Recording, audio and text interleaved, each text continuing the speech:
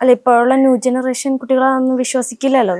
അതുകൊണ്ടാണ് ഞാൻ വിളിക്കുന്നത്. ഞാൻ ചോദിക്കണമെങ്കിൽ നേരിട്ട് വരണം, സംവാദത്തിൽ വരണം. നിങ്ങൾക്ക് ചോദിക്കണമെന്നുള്ളത് കൊണ്ടല്ലേ നിങ്ങൾ നേരിട്ട് വന്നു. നിങ്ങൾ അത്രയും ദൂരത്തുനിന്ന് ഇവിടം വരെ വന്നിട്ടുണ്ടെങ്കിൽ നിങ്ങൾക്ക് ഇത് അറിയണമെന്നുണ്ടാണ്, അതെന്താണെന്ന് മനസ്സിലാക്കണമെന്നുണ്ടാണ്. വെറുതെ നമ്മളൊരു കാര്യം പറഞ്ഞിട്ട് അത് ശരിക്കും അതിനൊരു സത്യാവസ്ഥ ഇല്ലെങ്കിൽ, പക്ഷേ ഈ കാലഘട്ടത്തില് താന്ത്രികപരമായിട്ടുള്ള കുറെ പണത്തട്ടിപ്പും കാര്യങ്ങളൊക്കെ നടക്കുന്നത്, അത് നിങ്ങൾക്ക് അങ്ങനെയാണോ എന്നുള്ളൊരു സംശയം നിങ്ങളിൽ ഉടലെടുത്തിട്ടുണ്ടായിരുന്നു. അത് നിങ്ങൾ മനസ്സിലാക്കാൻ വേണ്ടിയാണ് നേരിട്ട് വന്ന്. നിങ്ങൾക്ക് ഇപ്പൊ ബോധ്യപ്പെട്ടോ ഇത് ഇങ്ങനെയുള്ള കാര്യങ്ങൾ നടക്കുമെന്ന്? ബോധ്യപ്പെട്ടോ? അത് നിങ്ങൾ ജനങ്ങളിലേക്ക് പറയണം.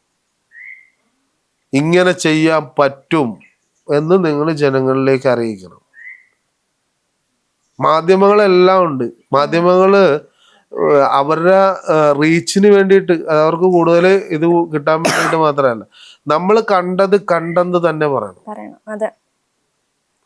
അതുകൊണ്ടാണ് ഞാൻ പറയണത്, എന്ത് കാര്യം ഉണ്ടെങ്കിൽ ഞാൻ തെളിയിച്ചു തരാന്ന് പറഞ്ഞു. ഞാൻ നിങ്ങൾ ഇന്നലെ എന്നെ വിളിക്കുമ്പോ ഞാൻ ഒഴിവിന് പോകുകയാണെന്ന് പറഞ്ഞു.